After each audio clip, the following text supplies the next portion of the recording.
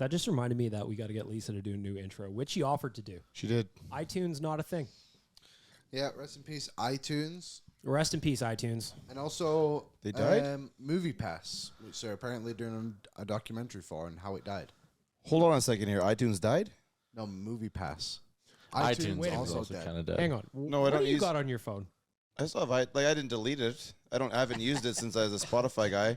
But I still use like the I think it's Liam- Apple Music. It's Apple now. Music now. Rick used to buy all his records individually. I've heard. Yeah, they're usually buying his songs at like 99 cents each. He can't. yeah, sometimes you don't want the whole damn album. I don't. Hey man, you need to keep that app because I think you might be one of like 300 that have Oh, it left. iTunes Store, it is a thing. There we go. Liam's looking. Find us on iTunes You can In the still buy Wayback songs.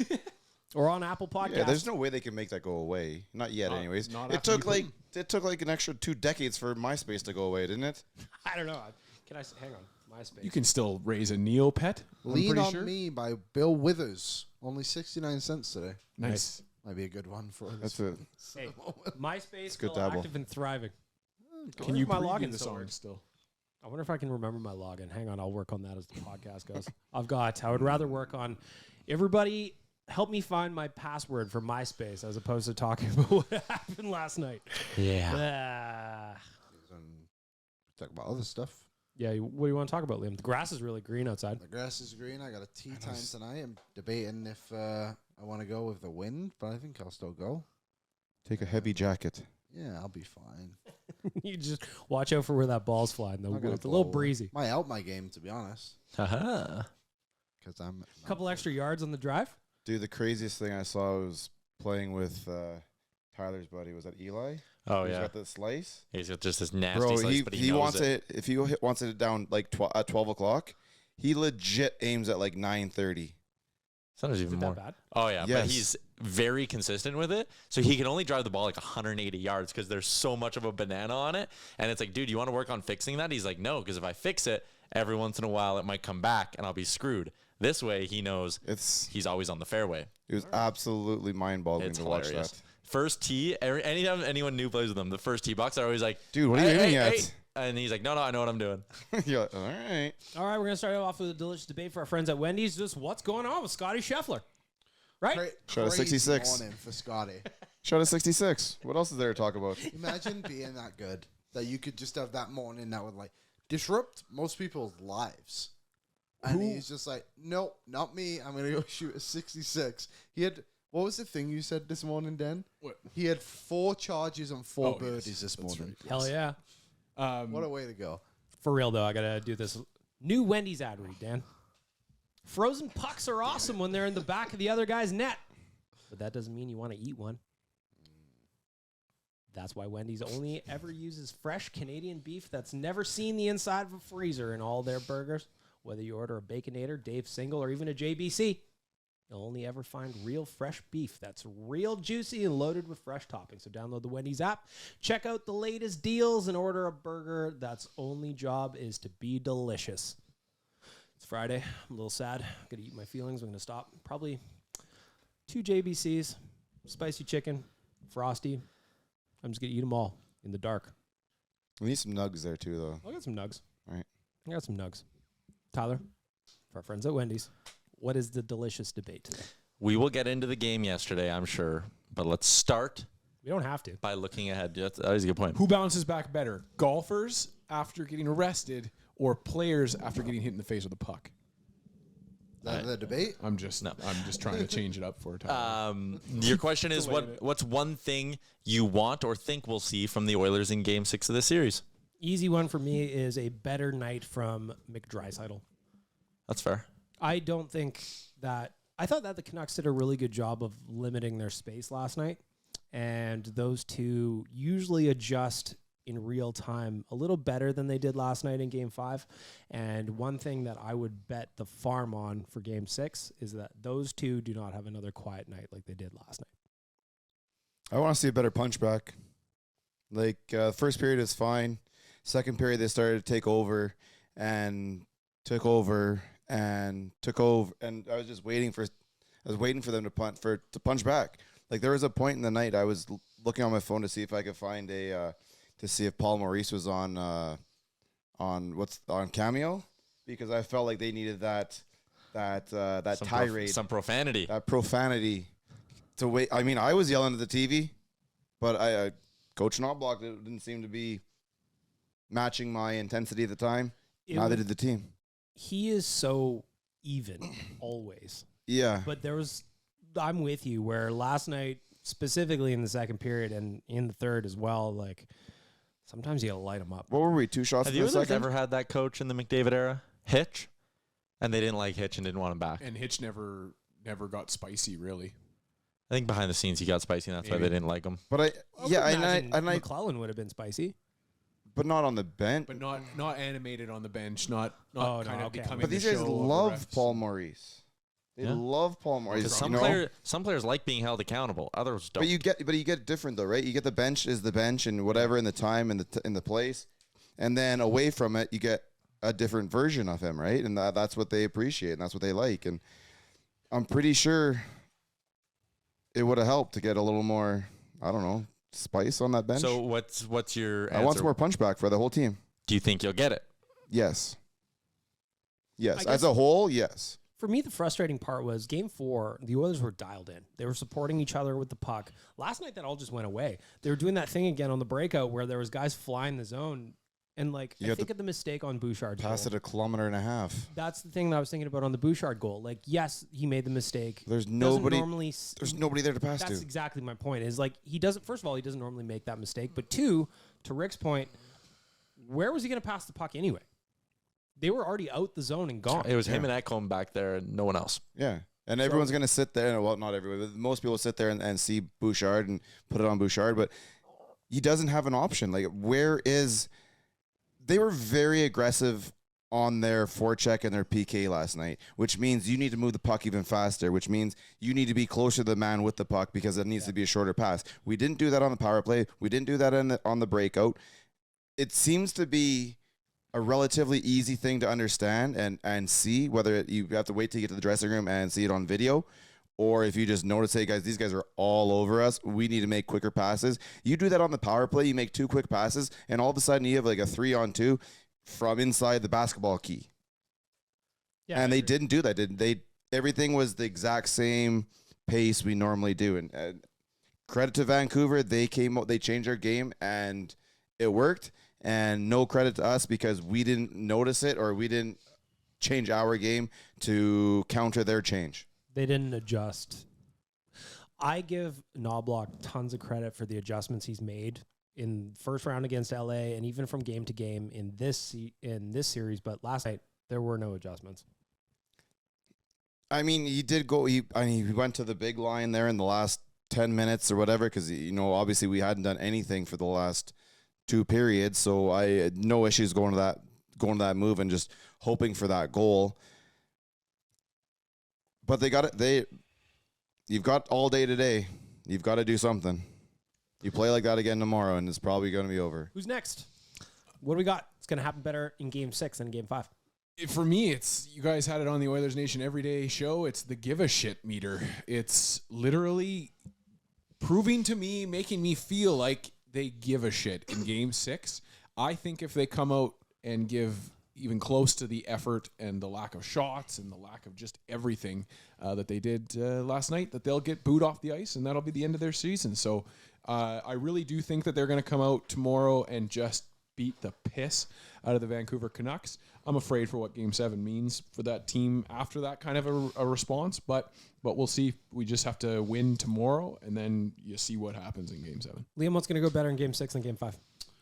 I think they need to find their offense. This team is built off being an offensive juggernaut, and for whatever reason, they've decided they just don't want to play offense for half the game. We've seen it so many times, and that's why, I don't know. I feel like I know Vancouver's scored 5 goals in this series, but I just think if it happens again, they're not going to be able to keep up with it if the Oilers can just keep ramping up the pressure and scoring goals, but they just want to close out games now. And it's like, okay, I understand it, and I respect that they want to play good defense, but this team is built off scoring Off 4, offense. 5, 6 goals a game, and they're just not doing it right. They get now. to they get to 2 or 3, and then it's okay. Go into that whole Yeah, shut down. Shut it down. It's like shutting it down is scoring more. Yeah. And it's like, why can't you have both, I guess? Yeah, Why exactly. can't you maintain some of that defensive structure? And when the that's puck actually comes been the other pretty way, then effective? lock down. But like, I think it starts with the breakout.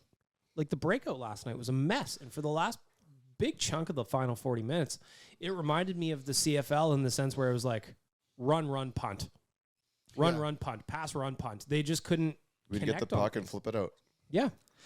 To me, I think you took the words out of my mouth, BM. Like, yes, we need this offense has to get going. These high-end forwards have to get going. They need the puck on their stick. And part of it is them, like you said, BM not flying the zone, getting back, supporting the D. But Vancouver got real aggressive last night. They were forechecking hard. They were hitting everything. They didn't give up or quit on a single play. They didn't do what they did at points early in the series where they sat back in a little box and said, okay, keep them to the outside, let them come at us, and we'll be the ones who just Like flip it the out. Bouchard goal, the Yep. game-winning goal. Yeah, they were They just were very passive right there, and JT Miller came out and said it. Yeah. You know, whatever. Last night they were very aggressive, and we still play a very spread out game, and that's not going to work. So I agree. I think for me, what I'm looking for tomorrow is the big guns to really get going. But part of that is the combination of the blue line has to do a better job dealing with that pressure. The forwards got to support the blue line better. Like it's almost like this cyclical thing of like if the forwards help the D men more, the D men can help the forwards more, and that's going to lead to more offense, less time in the D zone, less time for Vancouver to be aggressive. They'll be chasing. Like it's almost like all these things connect to each other, playing a well-rounded game. But I think it really does start with the offensive forwards just being more dangerous. Simplify. Like there were so many bomb pass attempts last night, like just whipping it all the way for down to the icings. opposite blue line. And like, sure, maybe try those from time to time, but that can't be every time you They break had the a puck. camera angle behind Bush, and it was behind him, so you're like playing quarterback, and you're like, well, there's no passes here. You might as well. And he fired it like up the middle and hope for the best. You're Yeah, sitting there. and- It's like playing Madden. You're like, no, you can't. I was literally sitting there. I know exactly what you're talking about. I was like, there's nothing there. And then he iced it. Yeah, you just And, fired like, it. no so- one was closer. Yeah, but It reminded me about, like, you brought the Madden thing up. It reminded me about when I used to first play Madden when I was younger and Randy Moss was basically unstoppable. And I would just sit there and just Hail Marys. That's all I would do, and they would work. But unfortunately for the Oilers, that didn't work. Yeah, we expect to be able to You need a couple of slants in there every now and then, you know? We expect to be able to like make a pass from our dot to their blue line and then move in somehow. But if that's the case, then that forward's standing still, Yes. which the only time that worked was the Derek Ryan standing there to Connor Brown, just in the slot there when Connor Brown had that point blank. And, you know, you get an opportunity out of it, but you're not going to do that when it comes to a breakout pass. No, I think, like, that play, sure, mix it in. But that can't be every time you try to break the puck out. No. It just can't. And I also, like, when your fourth line is your best line, not ideal. A lot of credit to those guys. I thought they had a really solid night. The Derek Ryan line was the best line for me, and it wasn't particularly close. They've had 2 good ones in a row now. Yep. I would say 3. What else we got? Always gotta Anything one-up else we're me. looking? I'm also expecting the power play was almost stunning last night. Yeah. How ineffective it was, just because we're used to the master class the Oilers put on. But that again, though, as I felt like they were very aggressive Yes, on they their PK. Very. And you didn't get a set. So everybody come together a little bit, make 1-2 quick passes, and you're going to catch 2 of them high, and you're going to get a 3-on-2 down low. I know this is a trigger word for a lot of Oilers fans, but on the PK specifically, the Canucks were executing the swarm very effectively. Yeah. And the Oilers couldn't manage it. They were getting outmanned on a lot of puck battles. Tyler, we were sitting together at Greta last night, and you said they're losing every puck battle. You guys were able to sit? I actually sat in a corner. Sometimes I stand in the corner, but this was I stand in the. It was very funny. At some point, I was just like, I was looking around our table, like, where did Liam go? And he was sitting in the corner by himself, just, he needed a moment. I just couldn't be around people. I just needed to watch the game and let things happen. How many pocket bananas you take? I didn't have any, and I was actually pretty pissed at myself. I This was is- just might sat be there on and you I then. really needed something. This in might my be hand. on you then. This might be my fault. I also one think that. thing- Sorry, go ahead. Sorry, I was going to throw out there on the power play. And call me a fool if you want. Nothing worse. So. Well, Would it not be a half decent idea to throw a bit of a curveball and just throw the second unit out for like the first 30 seconds? Like take the opening draw, like oh, we weren't expecting that. Like they don't practice the second to defend the second unit, and I know it can be like a bit of a waste of time sometimes, but they do have a goal in this series. Vandy Kane's been They're not even bad. getting even Ekholm's- less time now. Pardon? They're getting even Oh, less I know. They're time now. getting no time at all. But like, You're throw it out overthinking there. it. You're overthinking it. You're 0-5. I have I'm more. overthinking I have it. more confidence in Connor McDavid figuring out this new Canucks attack than I do in agree. the second unit. Do you not? Throw a curveball? Nah, that's not even a curveball. That's just a meatball down the middle to let them kill off 30 seconds. There are a couple No, I times though I disagree. want to see Bush not have to like wind up. How did he score in that game winner? It was just a seeing Yeah, eye. grip time. There were plenty of times that he took it from his right to left, which would have been perfect for a simple little wrist shot on net, and you dish it off somewhere. If you're old enough, we call that the Eric Brewer. Yes. Walk the line a bit, bang, bang. Little quick wrister towards the net. You need traffic in front of the net for that to work. But there Ideally, usually is, though. Like, Hyman's always there. Hyman's usually off to the side. Okay, but he's still, like, in that vicinity. Nuge is sort of, kind of. But you'll have those, their players are kind of, they got a tight box going in front of there. You gotta do something. And we didn't get any shots out of it. Yep. We got no shots. What was it? 2 shots on 5 power plays? Terrible. It's like unheard of for the Oilers power play. Which is a good reason to be optimistic about next game. It's still only one damn goal, and it's 30 seconds to go. Like, it's very frustrating because even as bad as they were, That was also the best the Canucks can play. yes, even as bad as they were and the best as we were right there. Right there. One goal that goes off a skate. They have like 4 of those already this series. Yep.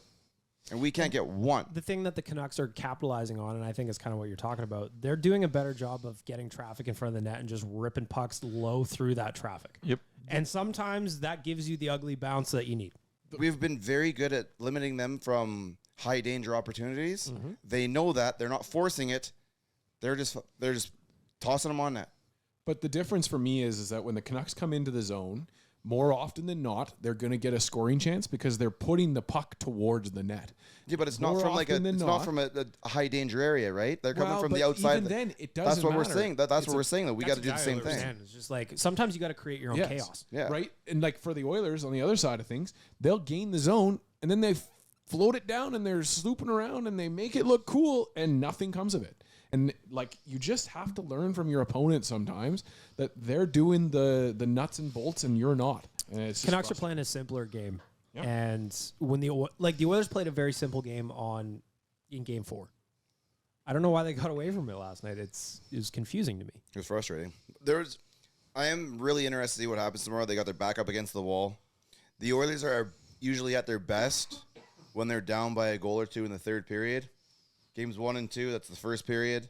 It's 1-1. Games 3 and 4, it's the second period. It's 2-2 after that. Game 5, it's now they're up 1 goal with, you're in the third period. You better come out and win this third period, and we'll take it to overtime. Game 7. I also want to see, we hear about this being a mature team. 2 years in a row, the Oilers are on the brink of elimination in the second round, playing at home. See what happens here. Last year, obviously didn't go our way. What'd you learn from it? Did you learn from it? Because if you play the way you can, it's not an issue. Mm-hmm. But if you come out and they were so flat over the last 40 minutes and really let Vancouver dictate the play that it was frustrating. Very. Really frustrating to watch. Vancouver's a beatable hockey team, but the Oilers made them look like a juggernaut last night.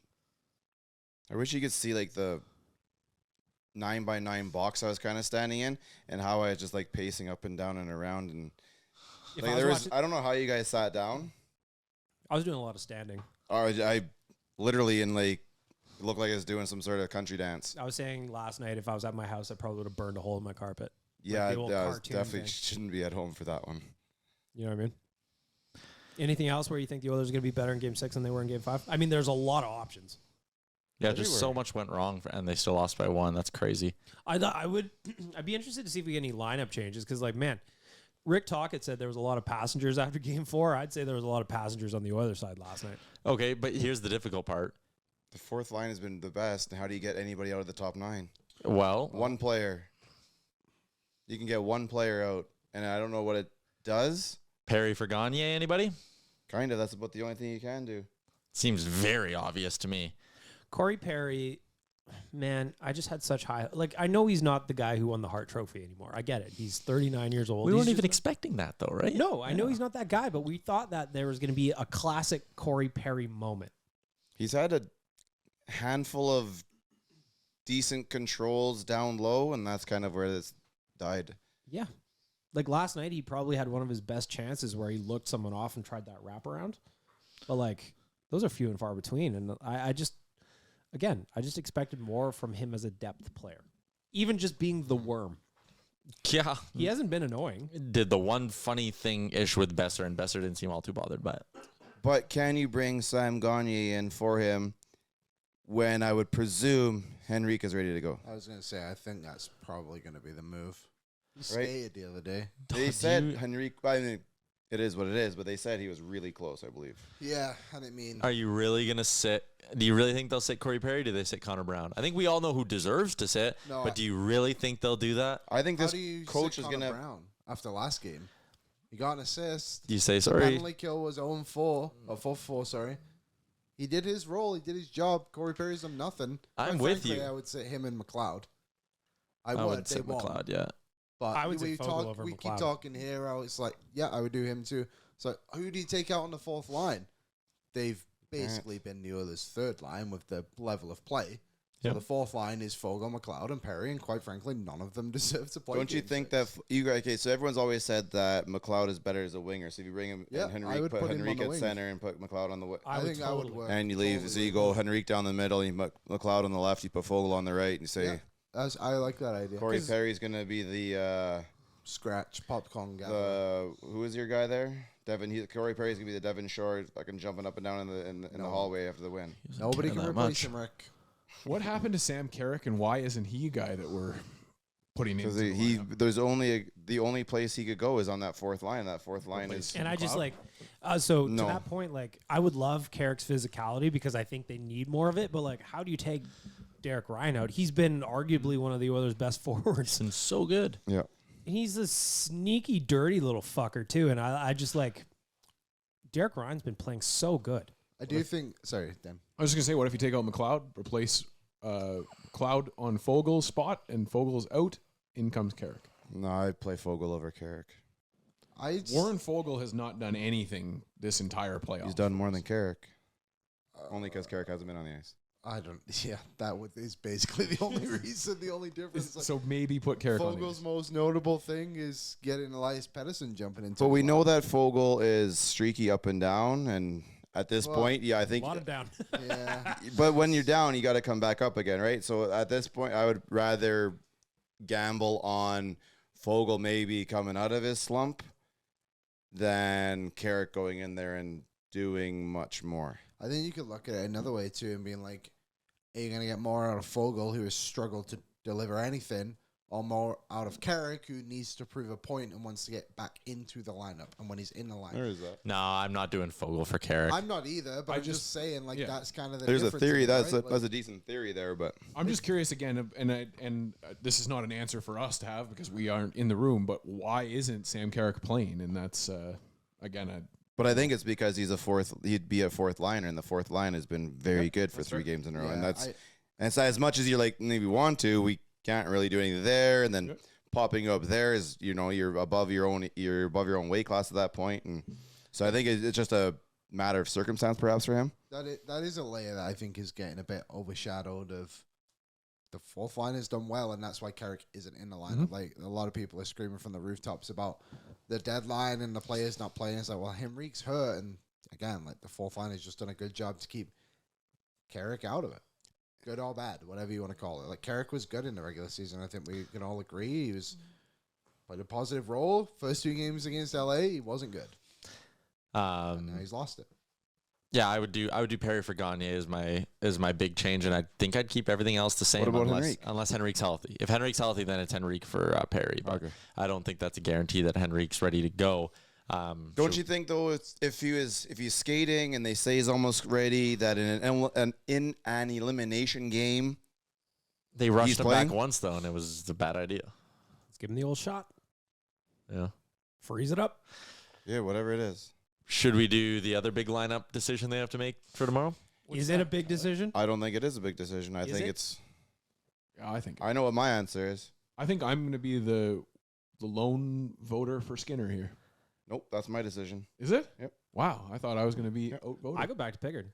Yeah. He was fantastic last night. It's nothing. Yeah, it's nothing against him.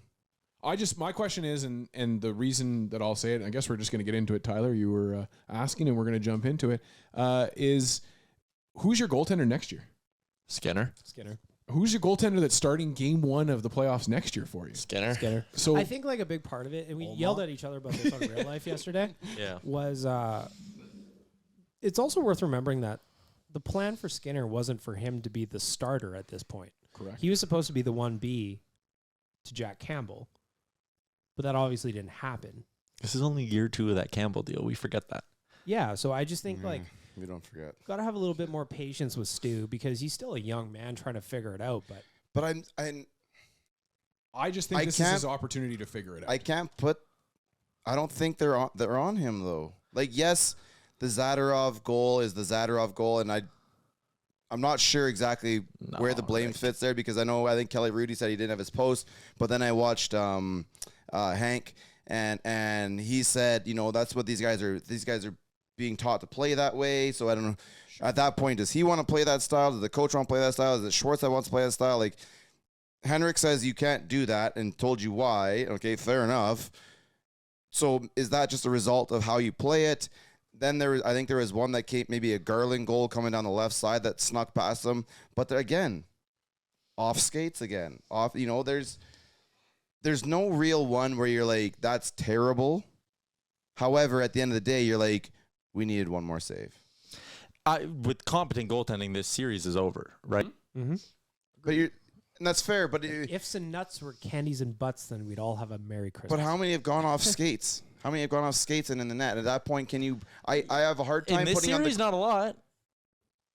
the goal yesterday. The game winner yesterday was off the skate, off Pickard. the post. And Are we talking Pickard or Skinner? Pardon? We're talking Pickard or Skinner?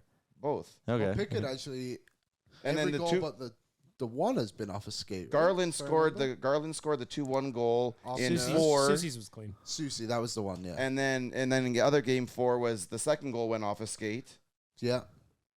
Like they honestly have They're getting 4 or crazy with it. 5 off skate goals, and I have a hard time putting on a goaltender, regardless of who you are. And I'm pretty sure I stood up for Mike Smith before, and I'd give me Mikko, and I'd do the same thing. I just have a hard time when it goes off the defenseman or the forward from the crease area. How do you react to that, and how do you keep it out? But at the end of the day, you need a save. So who's going with who? I would go with Pickard again. I just thought in his 2 starts he's been really good. I think I'm a Skinner guy, but at the end of the day, I don't know if there is a wrong decision. I'm not taking anything away from Pickard's last 2 games. Nope. But I just think Stuart Skinner is your guy. You're going to play in Edmonton. It's the safe confines. And then game 7 is anybody's guess. So Stuart Skinner is my guy. Well, no, because if we win tomorrow with Stu and net, Yep. then Stu plays game 7, absolutely. not a That's what question. I'm just saying. All bets are off in Vancouver. Tyler, Liam, who you got? I honestly have no idea. And I know that is the lamest answer, but I don't know. Like, what do you do? Do you go Putting you on the spot. Who? Pickard? There you go. Tyler? So when I go through this decision here, You're the deciding vote, by the way. I think there are a lot of people who will understandably so say, how can you go back to Skinner? Look at the numbers, look at the results. It's a massive risk to put that guy in the net again. And I get that.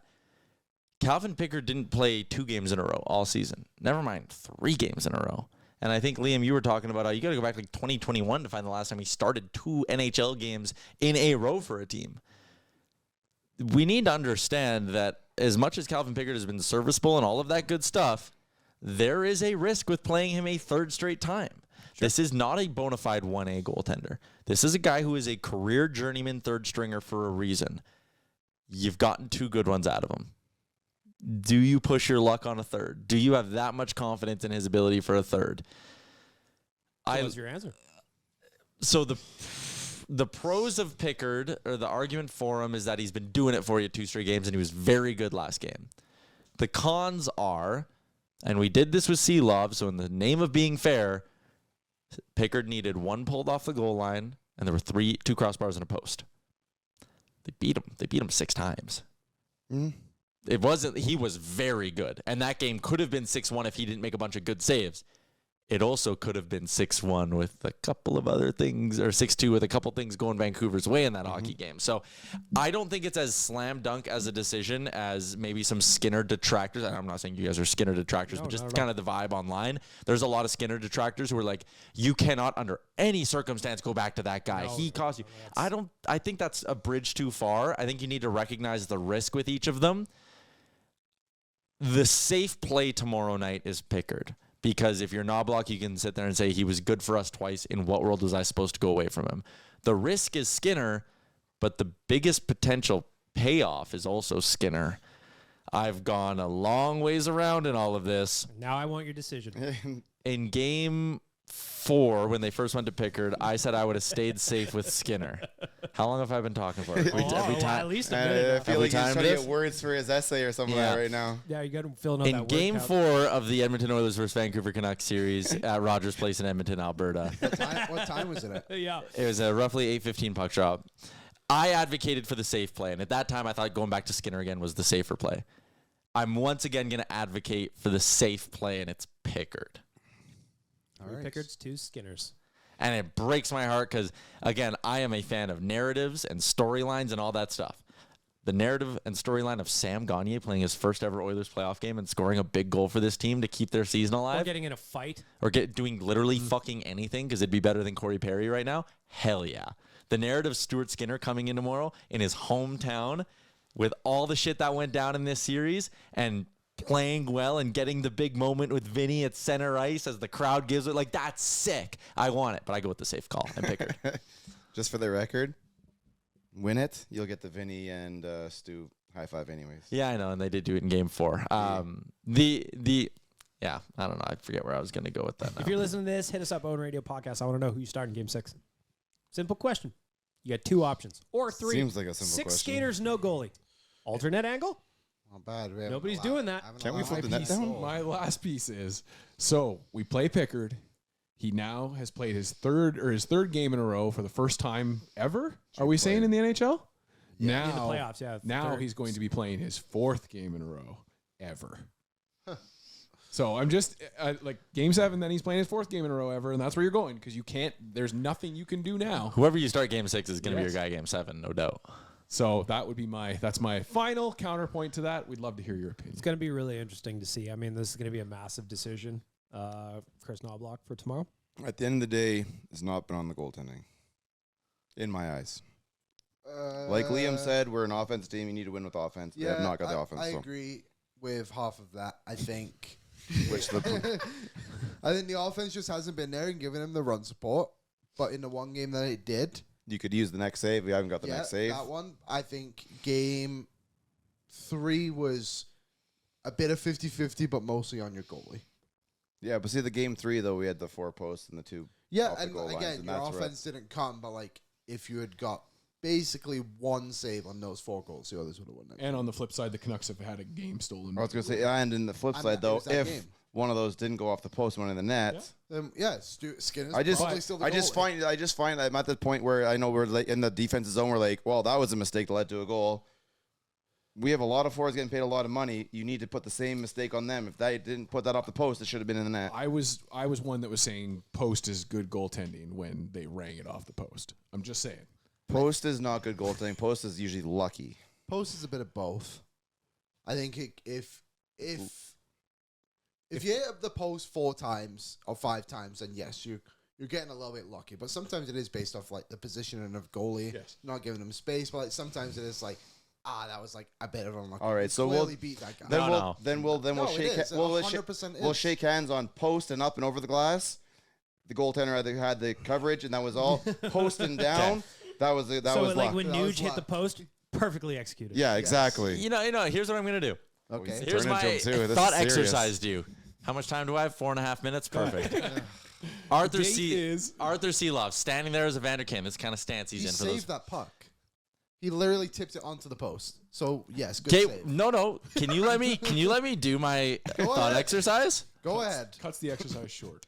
I'm over this already. Does this make us a therapist? So much. Right. The decision will probably be Skinner because, like Dan said, they have to go to game 7 otherwise. But go ahead. Tell me about your posts. We're 34 minutes into the show. And this is where we're at. Yeah. Go on. Seelov standing there as Kane comes in. Yeah. Shot, grazes him, and goes past him. And it's right here, okay? At this point, it's right here behind him. You freeze frame it. You stop time. And you ask Arthur Seelovs, you feel good about this? What do you think his answer is? He's like, yeah, 'cause it tipped onto the post. No, he goes, he hasn't touched a post yet. It hasn't touched the post yet. It's right. It just ticked him, and it's behind him, and you freeze everything, like in the movie Click with Adam Sandler. Saved by the Bell. movie. How do you miss Saved by the Bell reference there? Do you think Seelovs goes, got him right where I want him? Or do you think he goes, shit? Need some help here. No, because that didn't happen. Well, we He can't saved stop. it Yeah, but we against- can't I stop. don't want to live in reality. But we can't stop time. Yeah. You need to. Yeah, I don't. I'm with Tyler. I don't. I wanna live in see your reality and I replace it with my own. Yeah, I like Tyler's reality better. Point stands. It's Check both mark, ways. Tyler. We should start Jack Campbell on Saturday. Let's go. Like yesterday, when was it Hoglander hit the post, or was he the one that missed the open net? He missed. He hit the post on the wide open net. Whoever hit the post on that one, that is not good That's by good Pickard. goaltending. No, that is not good goaltending. That shooter fucked that So up. if you were to freeze frame it right as the puck is leaving Hoglander's stick, Alright. like in the movie Click or Saved by the Bell, the show, do you think Pickard was not good? Let's get to the next The segment. original show too, not this new make So thing. step I aside don't know how for to do break. that. Yeah, Kate Beckinsale was so hot in that movie, by the way. Click? Yeah. Oh, really? Never seen it. Just know the premise. Whoa. What? You missed out. Hang on. Rest of the podcast, we're gonna recap Click. We're just gonna take Just a like quick that, break here. like that time I did the whole MVP script. We'll be right back after a quick break. So the movie opens and the dog comes bounding in from fucking the duck. I think that's how it's Really? All right, everybody, be on your best behavior. This betting segment Tyler. is brought to you by our friends at Bet365, proud partner of Oilers Nation Radio. Open an account with Bet365 today and bet on a huge range of markets. So whatever the sport, whatever the moment, it is never ordinary at Bet365. Use the promo code OILYBONUS. Liam, what's that promo code? Oily bonus. Oily bonus indeed. I've got a couple of little things coming up here tomorrow. I want you to guess that line. Ooh. Oh, sorry, I did it again. Rick's always cheating. I thought we were supposed to come up with our own ideas. So I'm dipping in there trying to find an idea. Well, Well, I let's don't let's know. do that after. I'm going to throw a couple at you. All Just right. let's guess that line. What is the Oilers' money line for tomorrow? Oh, everybody knows the answer to this. Dan said it out loud. I'm Plus sorry. 200. Plus 200. If it was plus 200, I would be unloading the clip. Minus 200 right now on the Oilers' money line. That is just the Oilers to win outright. Ruined it. How about over 6 goals? Over Ooh, 6 okay. I didn't goals. look at that. Like team overall, right? Just Yeah. the total. Game total, not team Over total. 6 goals. Minus 130. Over 6 goals. I'm gonna have it at minus 110. Who's next? I'll say plus 125. I Tyler? wish. Minus 120. Tyler gets the sunshine sticker.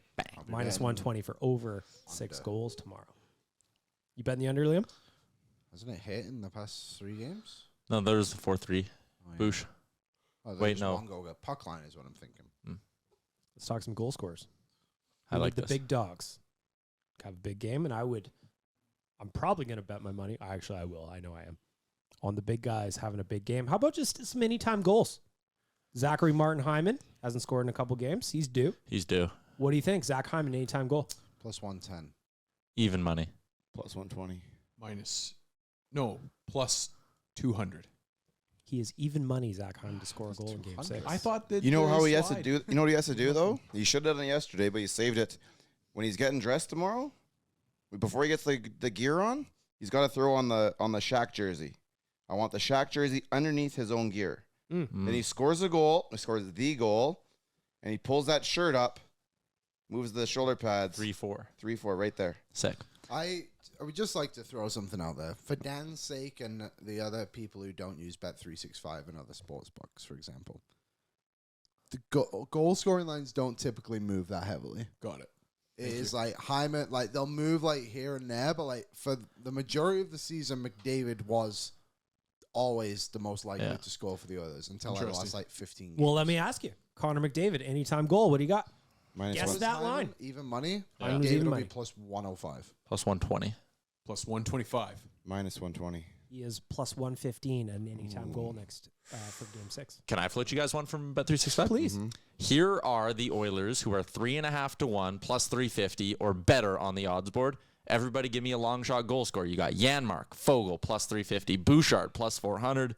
You got Ekholm plus 600, McLeod plus 600, Perry plus 600, Holloway plus 650. Ekholm. You know who I'm going to go? Because I thought he's had a really good series and he finally got one to go last night. I'm going back to Matthias Janmark. Ooh, He's playing some good hockey right now. And I know that upsets you.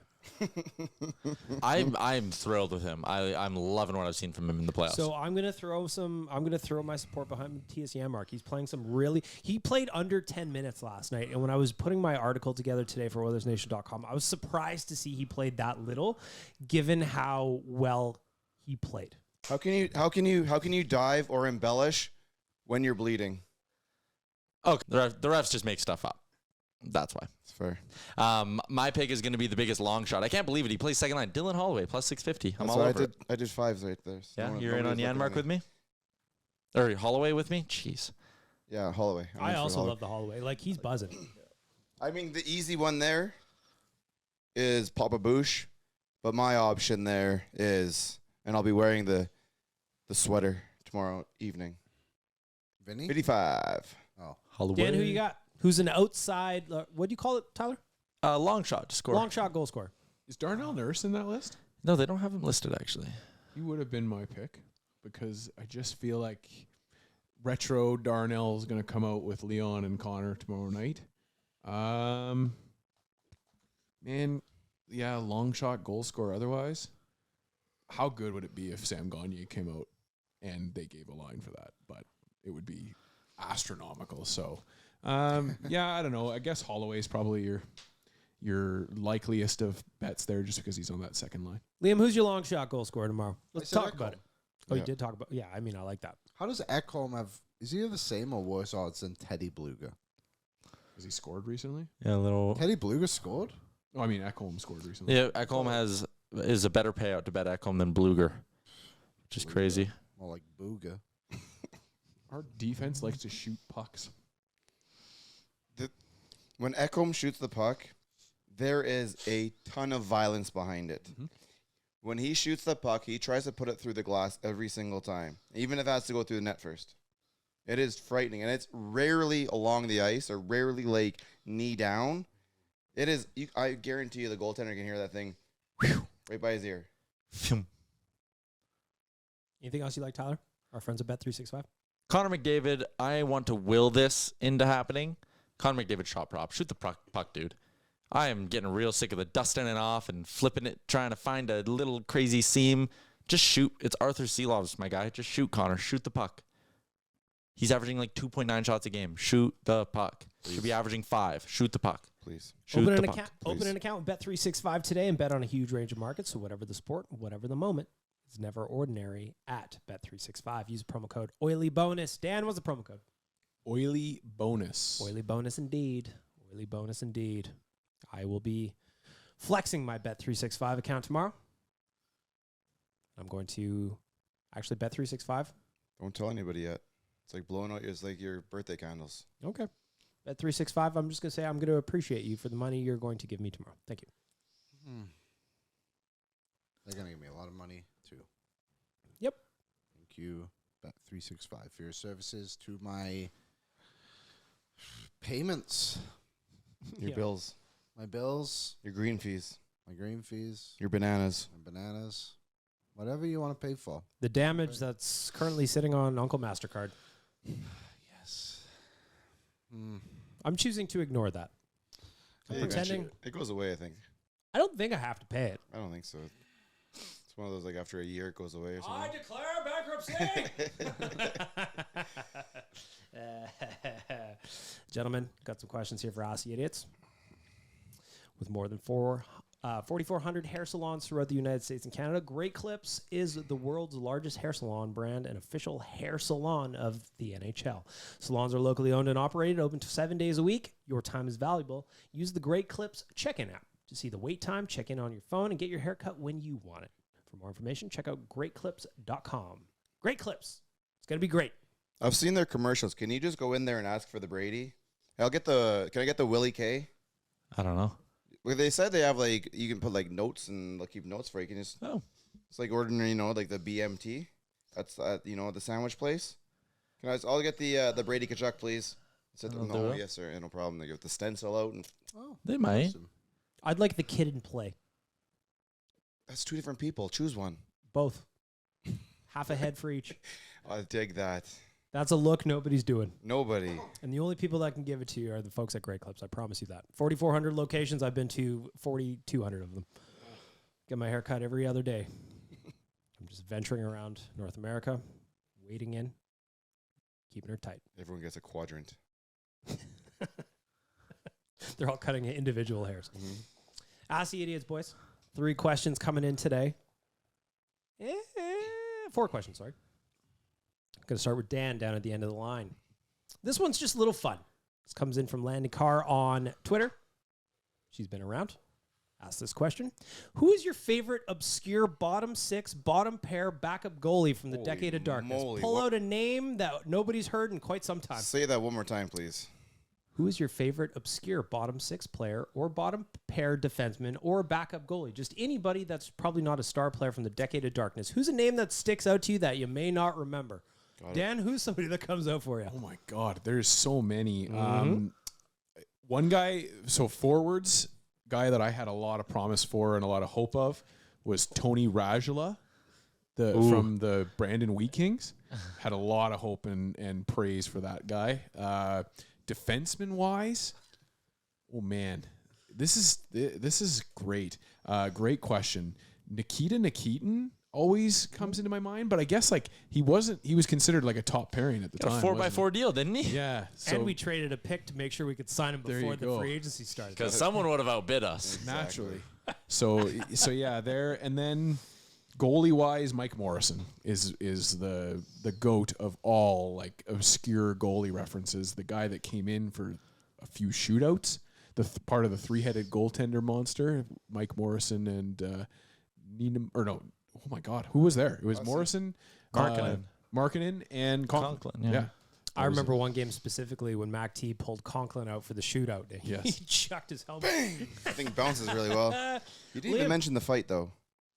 Oh well, yes, Pasi Nurminen. Do I have to pick 3? Yeah, I want 3. Oh, wow.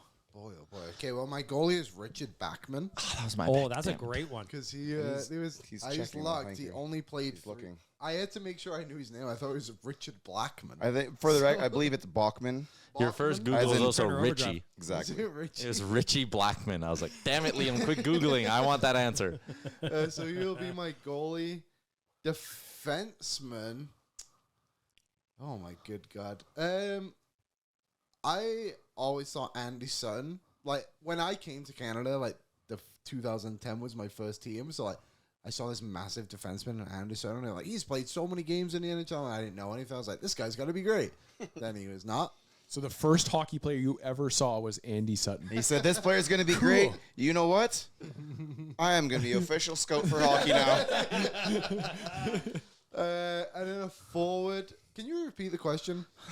Bottom 6 forward from the decade of Don't darkness. act like I'm wasting time asking this question when you couldn't answer if you wanted Skinner or Pickard anymore. Marriage counselor. Why are you living in the past? So you want me to pick one obscure forward that I like? Yeah, Yes. bottom 6 forward. Liam Reddick's it would just be one Because of the same they name. had that little bit of a stretch where it's like they're starting the 4th line tonight.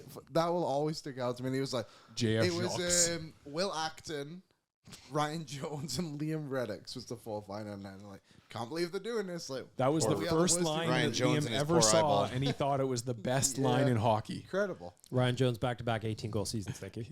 Liam's still trying to find his Ryan Jones draft pick. Tyler, who you got? Bottom 6 forward, D-man, and a goalie. For Liam's sake, I'll be fast. Thank Leonard Petrell, Philip Larson, Martin Gerber. I was going to pick Martin Gerber, too. It's just such a great one. He only played 3 games with the Oilers. Fantastic.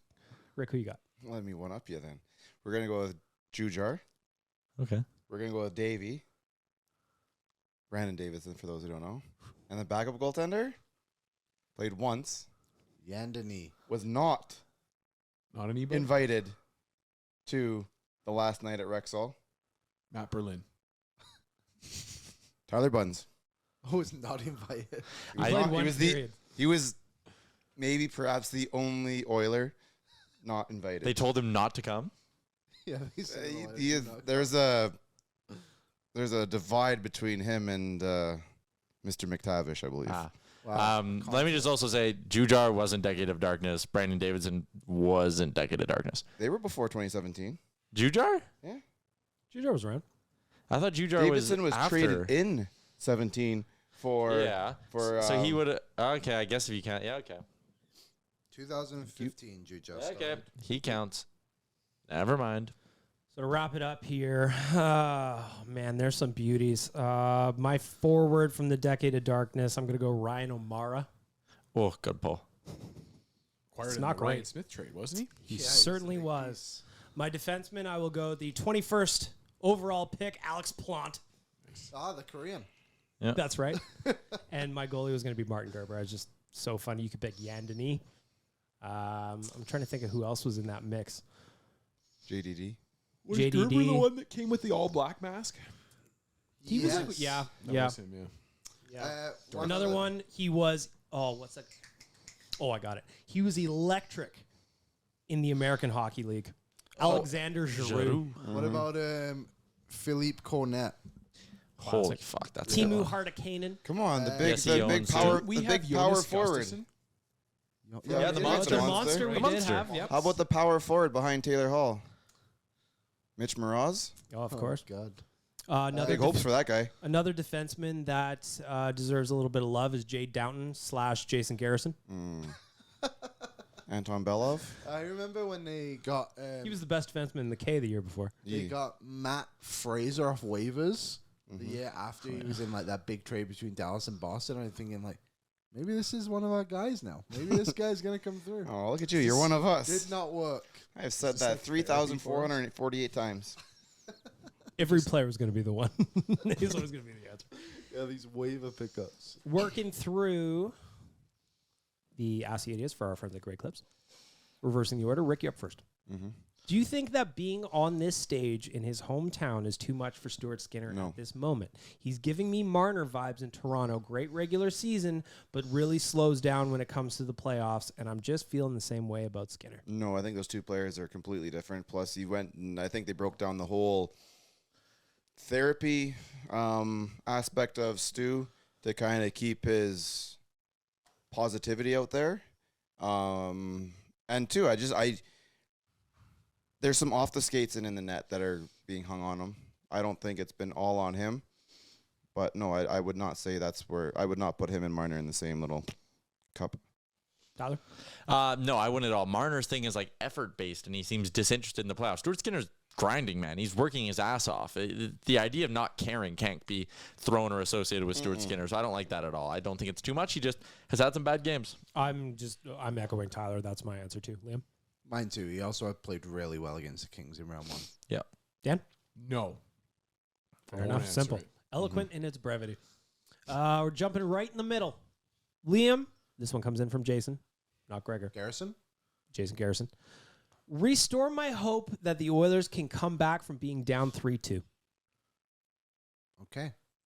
Well, the power play sucks last night. I would imagine that's better on Saturday. And I can't see McDavid and Draisaitl going pointless again. Tyler? Although Draisaitl got one. I think Connor McDavid, again, 6 points in the series, 4 of them came in one game. Liam pointed that out to me earlier. You can't argue against the line. He's due. He's due. Dan? Restore the faith? This team has been in this exact same scenario, basically one calendar year removed from it. They saw the movie go not so great last time at home.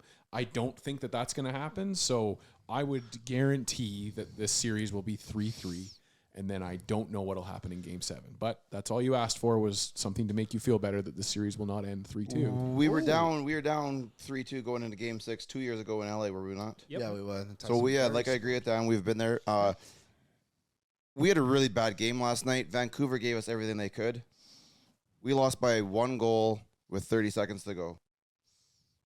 Who's the best team out there on paper? Who has the best players? I think the cream will rise to the top, and yeah, it's gonna be nerve-wracking, but I believe. I think that being down 3-2 sucks. Having been down 3-2, this team, though, will not overreact. They're not down 3-1, right? What's the toughest game to win? The toughest game to win is the fourth. It always is. Vancouver hasn't been there before. This group has not done it. And I don't remember which one of the boys said it before, but last night was the best game they've played, and they still won by 1 goal. The Oilers are going to be better in Game 6. Rogers Place is going to be on fire tomorrow night, and I think that the Oilers are going to have a big effort in Game 6, and I think they're going to learn their lesson from shitting themselves last night. Oilers in 7. It is going to be what happened against LA 2 years ago. We've seen a lot of these players do it before in that series, and I would go so far as to say that LA team is probably better than the Canucks team that they're playing right now. Ooh, interesting. Yeah. I think, you're probably right. It's very close. Last question. Ask the It for our friends at Great Clips. Tyler, I'm starting with you. Simple. Cliff wants to know, what's the pregame ritual before Game 6?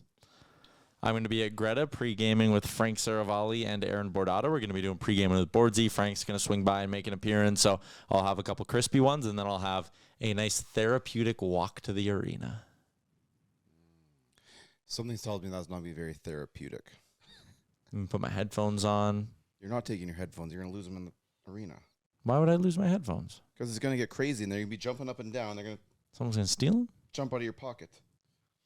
Okay. Are they over the ears or earbuds? Earbuds, AirPods, a little case. I got a zippered pouch. Oh, you better have a zippered pouch. Oh, Need as the he drops zipper his pouch. phone. That's my water bottle. Exactly. There goes his phone. Mm-hmm. So long, AirPods. Liam, what's the pregame ritual for Game 6? My pregame ritual. Well, I think I'm farming this Saturday, so that'll be peaceful.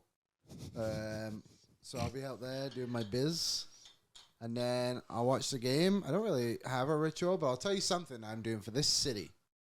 'Cause I love this city, despite what all these Canucks fans want to say about Can't afford to come here. Anyway, Yeah. go ahead. I got told I live in my parents' basement today. It's not true. It's not my parents.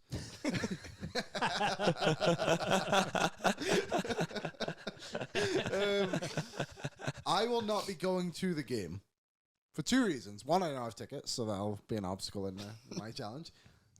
And 2, I have been to 4 playoff home games. There has been handshakes in 3 of them. One of them didn't go our way, and that was last year in Vegas. The first one I went to was Game 1 against San Jose. So I won't be going because I don't want to disrupt anybody and kill the mojo. Dan, I what's have some bananas, I'll tell you that much. you're going to need a couple. Dan, what's the pregame ritual for Game 6? Good news, I also won't be going, but that's just because I can't afford it. It has nothing to do with handshakes or anything like that. But I'm actually not sure exactly what I want to do tomorrow. I do think I want to be around Oiler fans and in the crowd. I'm not sure if it's going to be down at the Greta Watch Party or down at the Ice District. Just not sure. But tomorrow we'll definitely have a couple of clouds of smoke that will be rising from my mouth right before the game. And that's how I just like to enjoy these playoffs. Rick, what's the pregame? Put on the lucky gear, stand in the lucky spot, lean on the lucky table, and watch lucky TV. Do you have lucky gear, like just like a jersey, a few things? Because I have figured out I have a lucky T-shirt. So So what the hell was it doing last night, Liam? I didn't wear it, Good. which was foolish of me. It's my Kachuk Turtle shirt. Every game I've worn it, we've won. So after the loss, I have to wash the jersey. I got washed this afternoon, this morning. Hang dry. Smells real nice. Nice. You hang dry it, huh? I've got the big chain. You don't hang dry your jerseys? I don't wash them. I don't wash my jerseys either. I never wash a jersey. There you got stuff. Never. Yeah? Interesting. Sometimes you're wearing a white Yamamoto and you got a big yellow mustard stain. Got to get her out. Shout out to Mrs. Towelboy. Thank you. Rafi Torres will sign autographs tomorrow if anyone's interested. My pregame ritual, I don't have tickets for the game tomorrow, so I think I You might. never have tickets the day before the game. Yeah, you always end get up at the tickets game. 45 minutes before puck drop. That is true. That is true. As of right now, I'm not going to the game. I don't think my credit card has space, even if I want to. But we'll see. Right now, the plan is I'm going to stand in front of my TV with the dad pose, hands on hips, for 3 hours. Sometimes I get into the football coach, hands on hips, but I get a good squat in.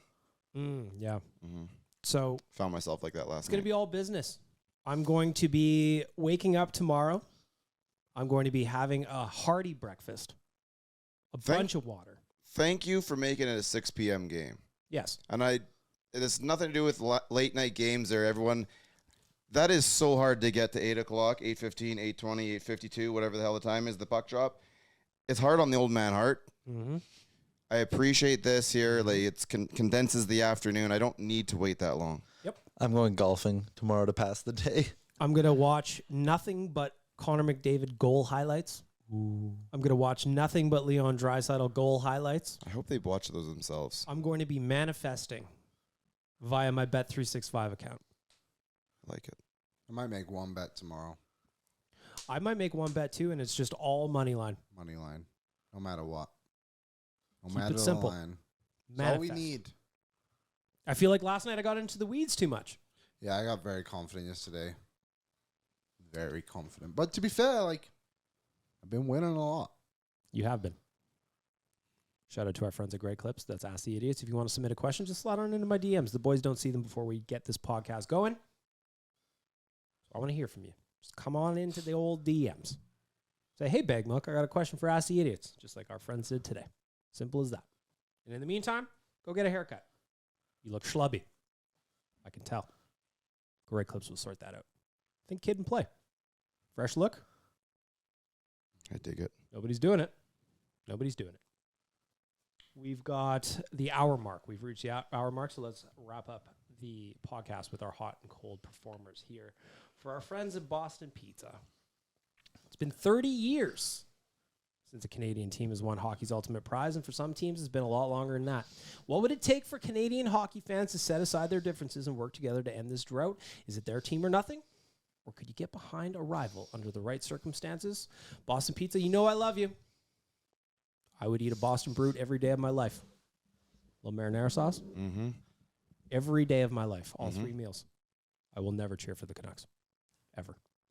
I would rather hockey did not exist. 7 digits. Then I'll wave a flag. That's Okay. what it would take. On the left-hand side of the decimal, for the record. Yeah, I don't want you to get into the thousandths and whatever. Yeah, no like 1/100th of a whatever. No. I'm bad at math here. Boys, we're going to start off with our veggies as we always do. I got to find my buttons here. I got them. All right. Looking at my screen here on the left-hand side is Nation Dan. You are up first. Your Boston Pizza cold performer of the week. For me, it's really easy. It was a sad news that everybody got yesterday morning from our colleagues, I guess, or coworkers, however we want to say it, TSN. The loss of Darren Detition. For any sports fan, I know we're all sports fans here, and any sports fan growing up in Canada, Darren was a part of your morning. It's a part of your evenings, and just kind of became a friend of the group of friends that I had, and gonna miss him. Gonna miss having that fun and that voice on the Sports Center desk. So, thanks for the memories, Darren. And the unfortunate thing of growing old is that we get to see some of our people that were a part of our childhood go away, unfortunately, way too soon. So, Darren Detition, the loss of Darren Detition is my cold performer of the week. Actually, I don't have a button for that one. For me, though, just on Darren Detition, that guy, I remember when he was on ITV. Barry Sokolsky. And Darren Detition, arguably, that voice, the jokes, the delivery, all of that is a big contributor for why I love sports in general. I didn't like they took him away from us. I was devastated. I understood in you need to 95. spread him to the whole, let the whole world enjoy him. But at 11 to 11:30, Channel 8, I think at the time. 13 maybe even. Depends on where you were. Yep. What kind of TV you had. No Rabbit cable ears. in my house. Rabbit ears. Mm-hmm. That's what it was. Darren Detition was just so good at what he did. It was devastating news yesterday. Liam, you're up next. Boston Pizza cold performer of the week. I'll say was from his performance at the football game yesterday. Pathetic. It was pathetic. He had a lot to say for himself, and then he showed up and did what he did. I scored 349, I believe. Was scored 180. No, God! No, God, please, no! No! No! No! But also for a guy who talked mad amounts of shit to after be like, I thought the little flaps, I didn't know you could get points on those. Yeah. Maybe you shouldn't have talked shit, was. Yeah. I actually think that video is going up today at some point. So It's up is already. It's up and out. So go check that out because, first of all, watching Waz throw a football is hilarious. He doesn't follow through. He just lets go. He lobs. Yeah. Little lobs. He's got the soft touch. Yeah. You know, he's just over the offensive line, just a little, you know. A flea flicker. Tyler, you're up next. Your Boston Pizza Cold Performer of the Week. Believe it would be Louisville police for the way they handled this whole Scotty Scheffler thing. I feel like they kind of overreacted to what was pretty much a little misunderstanding. It's not like Scotty Scheffler was driving dangerously. He just thought he got waved through, and the cop said, you know what I'm going to do is I'm going to hold onto your car and drag myself across the pavement. I feel like maybe, you know, like slapping the back of the trunk, not yelling at a bunch of other things could have been done better here. So Louisville police, Cold Performer of the Week. Boy, that escalated quickly. It did. And that cop, you know, he was just thinking the Netflix special that they're going to include with me in it is going to be incredible. I can't wait to see this on full swing. What was the line they put in the statement? His pants cannot be replaced. Yeah, his police uniform was damaged beyond repair at an estimated value of $80. Scotty Scheffler just cracks open the wallet. Here's $1,000. Yeah. Rick, for our friends at Boston Pizza, your Cold Performer of the Week. Last night's special teams. Good call. I can't believe it! Truly. Really? Yeah, I'm just gonna go back to last night's game as well. The Oilers breakout. The Oilers breakout was a hot mess, and arguably, in my opinion, a big contributor to what happened last night. So the Oilers breakout, just no bueno. Why are you the way that you are? I hate so much about the things that you choose to be. Let's finish off the podcast on a positive note, gentlemen. We're going to reverse the order. Rick, you're up first for Boston Pizza, your hot performer of the week. Hot performer of the week here, eh? Well, it's going to be 2 weeks because we didn't do one last Friday, I don't believe. So I had a great time laughing at it, but the Tom Brady roast. He's a hot guy! We didn't do one last week? Rick and I were. No, yeah, you guys were on the road. Van. The Road. Tyler, you're up next on the screen for Boston Pizza, your hot performer of the week. Going to give it to a friend of the show. It's not very often that an Edmonton or even an Alberta product is starting to make noise in the professional baseball world. But shout out to Edmonton boy and Oilers fan Eric Sabrowski, who with AA, he's in the Cleveland organization. He's appeared in 10 games so far this year for them. He's only allowed an earned run in 2 of those appearances. He's pitched 13 innings and struck out 26 batters at the AA level. Cleveland, time to move our boy up to AAA. The big guy is smoking hot. Liam, you're up next for our friends at Boston Pizza, your hot performer of the week. Well, I'll do what Rick did and do like the back-to-back weeks or whatever, and I'll give it to Captain Felton for the hospitality he gave us whilst we were in Vancouver. It was very nice of him to organize a barbecue for us on Kitsilano Beach the one night and came golfing with us. It was great to hang out with him. It's getting hot in here. So hot. Wow, I didn't know how much we missed out on. I know. Nation Dan, you're up next for Boston Pizza, your hot performer of the week. This one's going to pain me personally because I'm giving it to a guy that I traditionally do not like, but it's going to go out to Brad Marchand for his comments after coming out and speaking to the media about Sam Bennett allegedly trying to hurting him. His comment was, or his quote was, "People don't want to say it, but part of the playoffs is trying to hurt every player on the other team. And the more guys you take out, the more advantage your team has."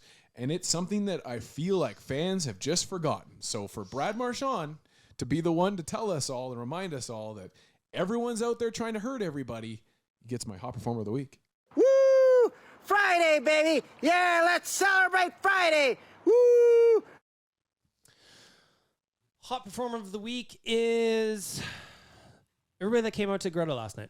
I thought that the watch parties that we've been doing, we've been watching some of them from afar because we've been on the road, but got to go to one last night, and the vibes in there were great to start the game, and I just appreciate everybody that comes out and hangs out with us on game days. And the late starts make it a little bit tricky, but that doesn't stop people coming out and having a good time. So everybody that comes out to our watch parties, I love you. You're all the hot performers to me. He's a hot guy! Anything else stick out? Go Oilers. Let's wrap up the podcast with a score prediction. Game 6 tomorrow. Elimination day. Hopefully not. Rick, what's your score prediction? 3-1 for the good guys. Tyler? 6-2. Oilers win.